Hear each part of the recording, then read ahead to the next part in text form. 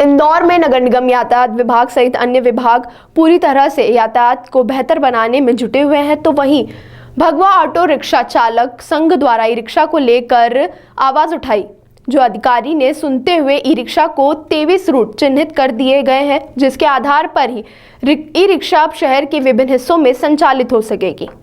दरअसल इंदौर में e rickshaw काफी मात्रा में सड़कों पर अब संचालित होने लगी है और ई रिक्शा को लेकर किसी भी तरह के कोई मापदंड सुनिश्चित नहीं किए गए थे, जिसको लेकर भगवा ऑटो रिक्शा चालक संघ के अध्यक्ष वीरेंद्र त्रिपाठी द्वारा आवाज बुलंद की गई थी। इसके बाद आरटीओ विभाग यातायात विभाग के साथ मिलकर पिछले दिनों रिक्शा चालक संघ के साथ एक बैठक में कुछ मानदंड तय हुए और इन्हीं के आधार पर आम ई रिक्शा के 23 रूट शहर में चिन्हित किए गए हैं। बताया जा रहा है कि ई रिक्शा के 10 से 12 किलोमीटर का रूट तय किया गया है और इन ई रिक्शाओं पर अब नंबर भी लगाए जाएंगे और इन नंबरों के आधार पर वह इन रोडों पर संचालित हो सकेगी।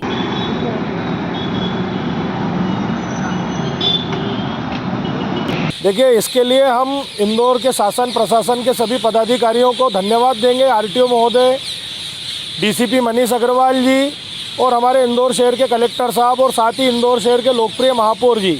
और इसके लिए सबसे ज़्यादा धन्यवाद हम हमारे संरक्षक माननीय कैबिनेट मंत्री माननीय श्री कैलाश विजयवर्गीय जी को देंगे, क्योंकि हमारी भगवा ऑटो रिक्शा चालक संघ इंदौर की एकमात्र यूनियन है जो रजिस्टर्ड यूनियन है और जिसमें हज़ारों की संख्या में इंदौर शहर के ऑटो चालक जुड़े हैं।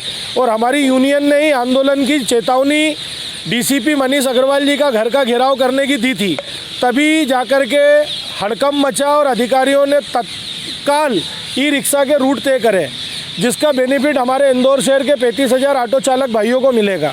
और होना भी चाहिए, क्योंकि ई रिक्शा अनसन चला रहे हैं, छोटे छोटे बच्चे ई रिक्शा चला रहे हैं, बगैर लाइसेंस के गाड़ियाँ चल रही हैं, बगैर कागज़ के गाड़ी चल रही है, तो रोज़ कहीं ना कहीं दुर्घटना हो रही है, कहीं गाड़ी पलट रही है, कहीं कुछ गलत काम हो रहे हैं।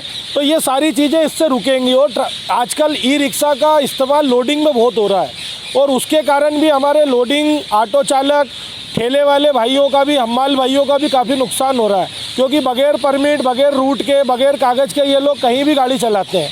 कितने रूट तय किए गए हैं अभी प्राथमिक रूप से? 23 रूट इनके तय हुए हैं और रूट कितने भी तय हो हमें उससे कोई दिक्कत नहीं है, बस रूट तय हो जाएंगे तो कम से कम ये इनकी सवारी फिक्स करके आराम से चलाएंगे तो सही। आज ये पूरे इंदौर शहर में कहीं पे भी गाड़ी चला रहे हैं, कहीं पे भी बगैर जगह हर चौराहे पे गाड़ी खड़ी कर देते हैं, गाड़ी हटाते नहीं है।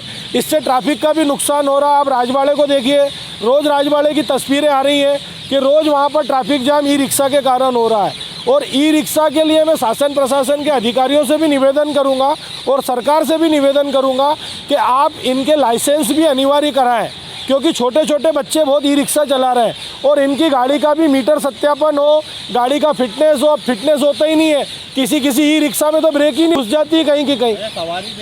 सवारी भी इनकी गाड़ी में अनगिनत भर रहे हैं, 8-8, 9-9 सवारी भर लेते हैं। आप देखते हैं आगे ड्राइवर सीट पे भी 3-3 सवारी बैठती है, तो 4 सवारी इनका नियम है, इनके माइलेज में है, इनके कागज़ पे लिखा रहता है कि इनको 4 सवारी की ही अनुमति है, लेकिन ये 8-8, 9-9 सवारी चला रहे हैं। तो मैं शासन प्रशासन के अधिकारियों से निवेदन करूंगा कि इनके ऊपर चालानी कार्रवाई की जाए। आपका नाम? मेरा नाम भगवा ऑटो रिक्शा चालक संघ का मैं अध्यक्ष हूँ, वीरेंद्र कुमार त्रिपाठी मेरा नाम है।